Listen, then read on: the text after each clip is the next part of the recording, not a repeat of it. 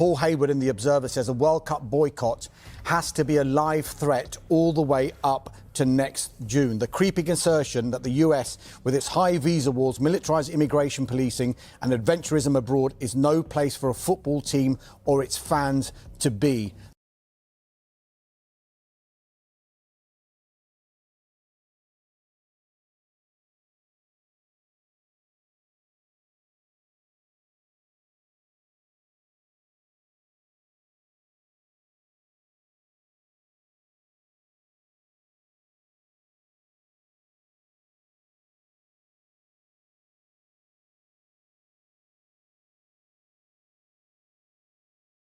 German football changed everything. Not shouted, not dramatic, just calmly stated, a boycott was now being discussed. That single word instantly transformed the World Cup from a sporting event into a geopolitical stress test. Because when Germany speaks, football listens. This wasn't activist pressure or social media outrage. This was coming from within one of the most powerful football institutions on earth. And suddenly, a tournament expected to generate historic revenue was facing a problem money alone couldn't fix. The deeper you look, the clearer it becomes. This isn't about football anymore. It's about alliances, borders, immigration policy, and power. It's about whether global sport can survive when politics stops pretending to stay out of the game. And while the United States thought it was hosting the world, other countries quietly started asking a different question. What if they don't show up? And what happened next made FIFA panic, Europe hesitate, and two unexpected countries realize they were perfectly positioned to win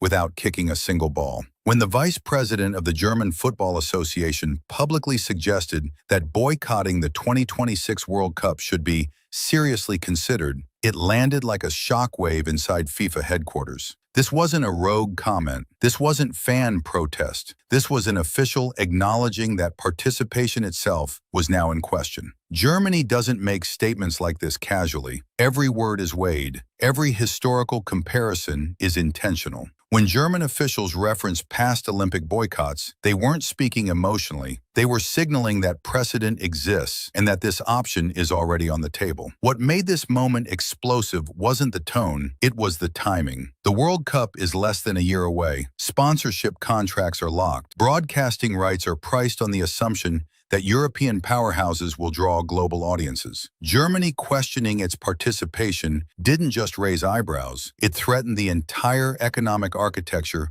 of the tournament. Because if Germany goes, others don't stay. And that's when history starts whispering. Sporting boycotts aren't theoretical, they're documented. They've happened before, and when they happen, they spread fast. The 1980 Olympic boycott didn't begin with dozens of countries. It began with one major power making a political stand. Others followed, and the event never recovered its legitimacy. Germany knows this history better than most. That's why invoking it now matters. This isn't virtue signaling, it's leverage. Germany isn't just another team. It's one of the anchors of global football viewership. German matches consistently draw massive television audiences across Europe, Asia, and Africa. Sponsors don't just want a World Cup, they want Germany in the World Cup. Remove that and the value proposition collapses. This is why the threat works. Germany doesn't need to confirm a boycott. It only needs to make the idea credible. That uncertainty alone forces FIFA, broadcasters, and sponsors into emergency planning. And while FIFA publicly insists that politics and sport should never mix, their internal math says something very different. Because Germany wasn't acting alone. Within days of Germany's statement, other European federations began choosing their words carefully. Denmark acknowledged a sensitive situation. France signaled hesitation. British media treated the boycott scenario as plausible rather than speculative. None of these reactions were loud.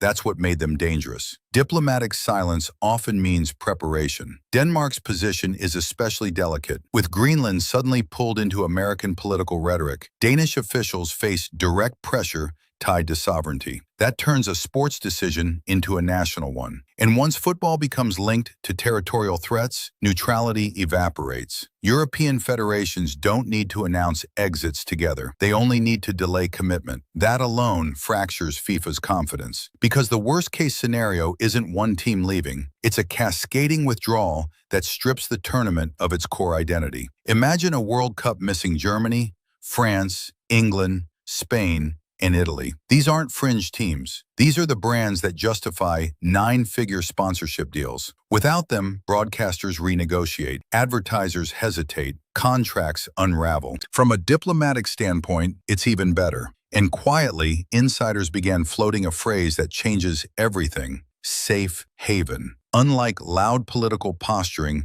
Mark Carney didn't call for boycotts. He didn't attack the U.S. He didn't even mention the World Cup publicly. That restraint was the strategy. Carney framed Canada not as an alternative to America, but as a stabilizer within global uncertainty. His message to European leaders wasn't ideological. It was practical. Predictability, rule of law, reliability. That framing matters. A boycott driven by anger looks petulant. A relocation driven by stability looks responsible. And that distinction gives European governments political cover. Instead of, "We refuse to play in the U.S., the narrative becomes, "We chose venues aligned with international norms." Same result, different optics. Mexico mirrored this approach. Leveraging its World Cup history and neutral positioning, it presented itself as experienced, capable, and ready. No drama, just readiness. Together, Canada and Mexico became the answer to a question FIFA hoped it wouldn't have to ask. The irony is brutal.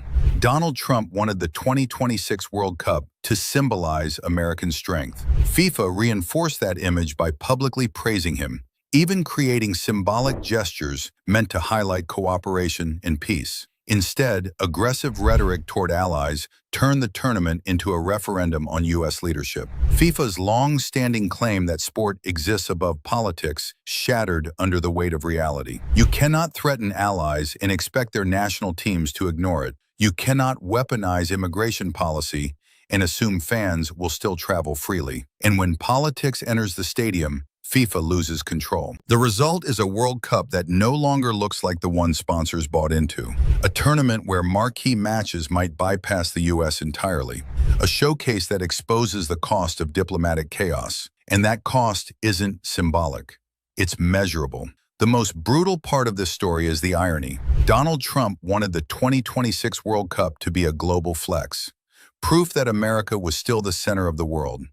FIFA played along.